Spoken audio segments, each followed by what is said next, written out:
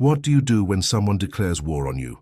Not a war with armies and weapons, but the silent everyday war, the competition at work, the family conflict, the person trying to undermine your reputation. The instinctive reaction is to fight back, to retaliate. But the great strategists and Stoic philosophers, from Marcus Aurelius to Seneca, knew that true strength isn't in retaliation, it's in control. They understood how to win the battle before it even began, disarming their opponent without ever lifting a sword. What if you could win any conflict, make an adversary irrelevant, and achieve the true victory, inner peace, without ever having to fight? In this video, I will reveal the 7 Stoic ways to win without war. The Stoics were masters of human psychology. They understood that most battles aren't won on the external field, but on the internal one, your mind. Seneca wrote that the greatest empire is to rule oneself. When you lose control, you hand your strength, your advantage, and your peace directly to your adversary. Winning without war isn't about running from conflict. It's about being so solid, so grounded in your principles, that the conflict simply cannot penetrate your armor. It is the art of silent victory. Let's begin. Way 1. Control your emotions. The first and most crucial battlefield is internal. When provoked, instinct screams for anger, for retaliation. But as the Roman poet Publilius Cyrus said, to control your anger is to conquer both yourself and your enemy. Anger is a fog.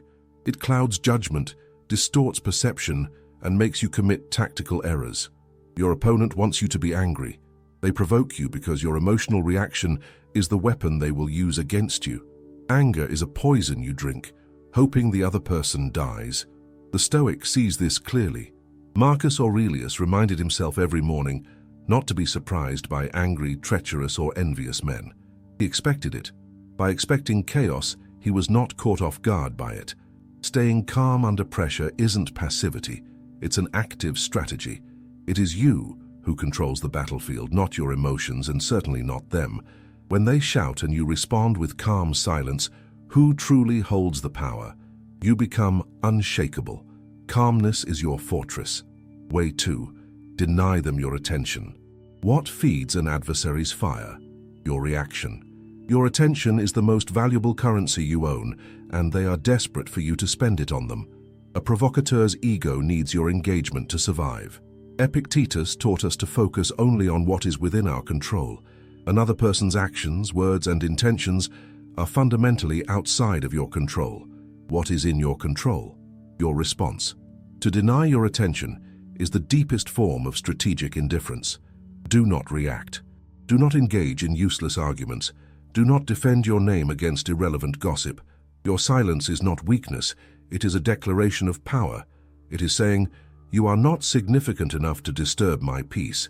Imagine a dog barking furiously at the moon. The moon continues on its course, indifferent, majestic. Be the moon. Silence suffocates their ego. They expect a fight but find only a void.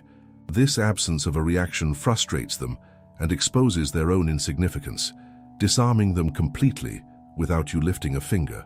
Way 3. Outgrow them. Marcus Aurelius wrote in his Meditations, "The best revenge is to be unlike your enemy." While they spend energy plotting, gossiping, and trying to pull you down, where is your energy going? If you try to fight back on their level, you have already lost, because you have allowed them to set the rules of the game and lowered your character to theirs. The true Stoic victory is to use the conflict's energy not to fight, but to build. Outgrow them in every way. Become better, more skilled, more disciplined, more virtuous. If they compete with you at work, become the most reliable and excellent employee. If they spread lies, live a life of such integrity that no one believes them. Rise so high that they can no longer reach you. Imagine you are both at the base of a mountain. The enemy tries to pull you into the mud. Instead of rolling in the mud with them, you start climbing.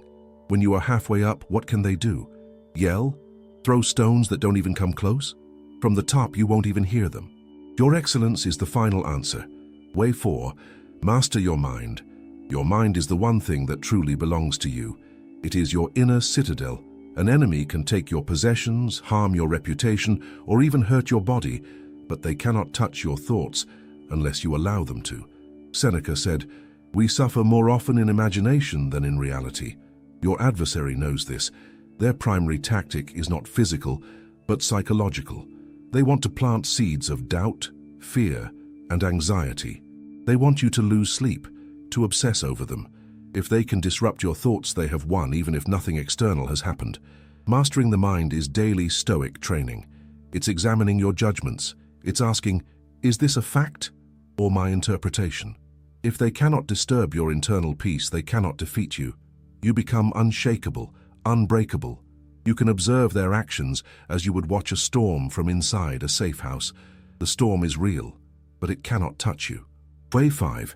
Let the truth expose them. We live in an age of deception where narrative often seems more important than reality. The temptation to fight lies with more words, to defend yourself publicly, is enormous. But the Stoic practices the patience of truth. You don't need to fight a shadow, just turn on the light. Truth has its own strength, it is resilient. Lies, on the other hand, require constant maintenance. They are fragile and collapse under the weight of their own contradictions. There is no need to enter the battle and actively try to expose your enemy. This often just gives them more of a platform. Instead, continue to act with integrity. Stay focused on your actions. Time is the ally of truth. Eventually, your opponent's actions will reveal who they truly are. The mask falls. People notice the inconsistencies. Your only job is to be a beacon of truth and consistency. Just observe. The truth will do the heavy lifting for you, exposing them without you needing to say a word. Way 6. Build strong allies. There is a misconception that the Stoic is a lone wolf, indifferent to everyone. This is false. Stoicism is fundamentally about cosmopolitanism, the idea that we are all citizens of the same universe, connected by a shared reason, the Logos. Seneca wrote extensively about the importance of true friendship. In this silent war, your allies are not soldiers, but people of character. Surround yourself with power, purpose, and virtue. Build a network of honest, loyal, and wise people. Lone wolves are easy prey. Packs survive.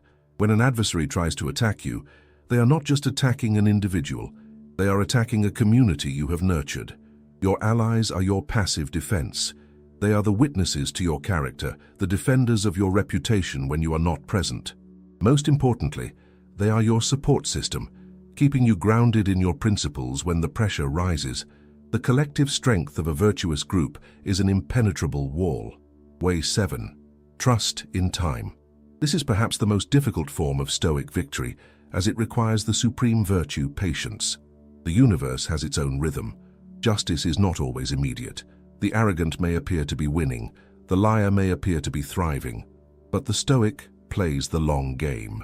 Time is the great equalizer. It reveals all truths, heals many wounds, and inevitably brings down what is unstable. Karma, as the original script mentioned, may be slow, but it is precise. The Stoics would call this the Logos, the rational order of the cosmos. Trusting in time is not sitting back and doing nothing. It is continuing to do the right work, controlling your emotions, focusing on your excellence, mastering your mind, and having faith that the seeds you plant will grow. Time knows how to bring down the unworthy. Arrogance becomes complacency. Lies get tangled in themselves. Cruelty isolates. You don't need to rush their downfall. Just hold fast to your virtue. Win with wisdom, not with war. This is how the strong rise, silently and completely. You don't need to fight. You just need to be smarter, calmer, and stronger on the inside. These 7 strategies are not just for defeating an enemy. They are a manual for building an invincible life.